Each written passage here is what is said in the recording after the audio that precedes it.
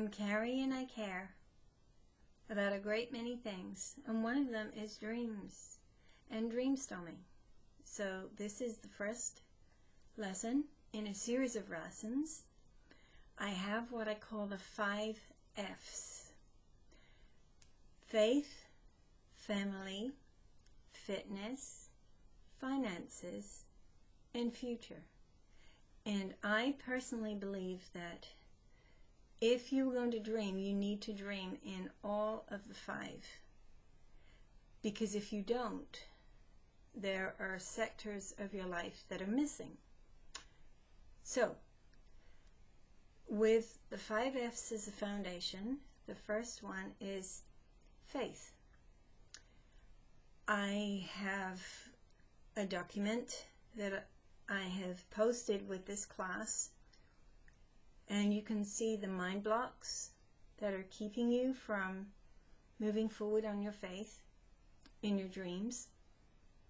And also, I call it reframing,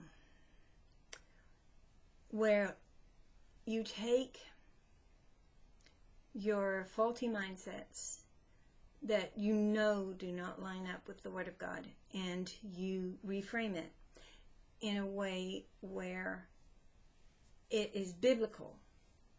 Because as we all know, in John 10:10, the thief, the enemy that fights forward motion in any way, shape, or form, be it personal, spiritual, trying to share the gospel with others, he is the thief, and he comes to steal, kill, and destroy.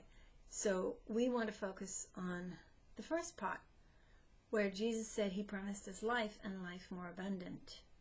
So I encourage you to fill in this workbook and make a list of your faulty mindsets concerning faith, and then reframe it in a way where you are turning the tables on what your faulty mindset is telling you and focusing on what God says about that section of your life concerning faith.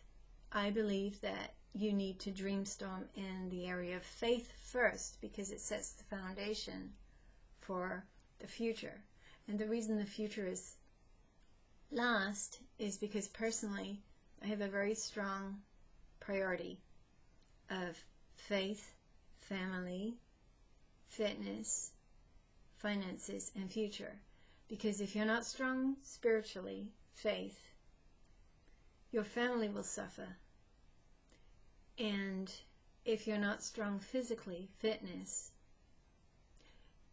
not only will your finances suffer because you need medication and you are always outlaying funds that you wouldn't have to if you'd taken care of your fitness and been a good steward of your body. So that does affect your finances, and your finances definitely affect your future. So that's why I have them in the order that I have them.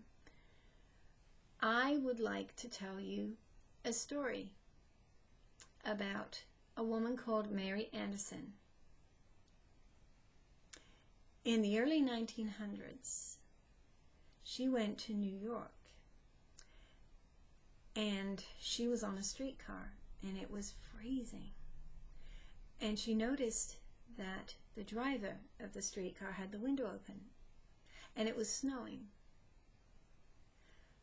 Every once in a while, the driver would lean out and he would wipe the windshield to remove the snow so that he could see to guide the streetcar. And she thought about this, and she thought about this, and she went home, and she created a mechanism that moved. And then she had the brainstorming idea to add rubber on the ends of the mechanism that moved. And once again, this is in the very early 1900s, when women faced a lot of things that could have been avoided, but it was a man's world at that point, and women didn't have a lot of opportunities. So when she created her patent for this mechanism with the rubber pieces on the end, she believed wholeheartedly in her dream. But when she tried to sell her dream in the form of a patent to automobile manufacturers at the time, they all told her, "Oh, that's a crazy idea. It'll never work. No, we're not interested in your patent. No, we don't want to buy in. No, it'll never work. It'll never work." And she spent the rest of her life trying to sell her dream to anyone who would listen, pretty much, but especially auto manufacturers. One sad thing about her story is that she died fairly poor. But the day after her patent ended, every automobile manufacturer started putting her invention, her dream, on every vehicle, which today is known as the windshield wiper. And it began with a woman who took a trip to New York and rode a streetcar. I always like to find stories, because I'm a storyteller, that will illustrate a point. And my point is, in this instance, don't ever give up.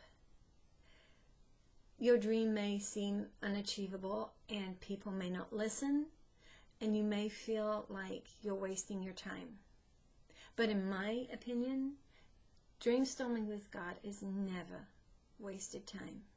And I encourage you to dreamstorm every chance you get, with everyone you get, in every way you get. Which is why I'm encouraging you to take the first part of the workbook and take some time to think about the mind block roadblocks that are faulty mindsets that are keeping you from dreamstorming in the area of faith. Tomorrow we'll be discussing family, like I said, because family is an integral part of life, and almost everybody has family, whether it's parents or spouse and children, sisters, brothers, nieces, nephews. Almost everybody has children. And I believe that when you have dreams for a family, you will achieve a great many things that you wouldn't if you didn't make time and take time to think about your core values and your core beliefs in these 5 F areas. I believe they're extremely important.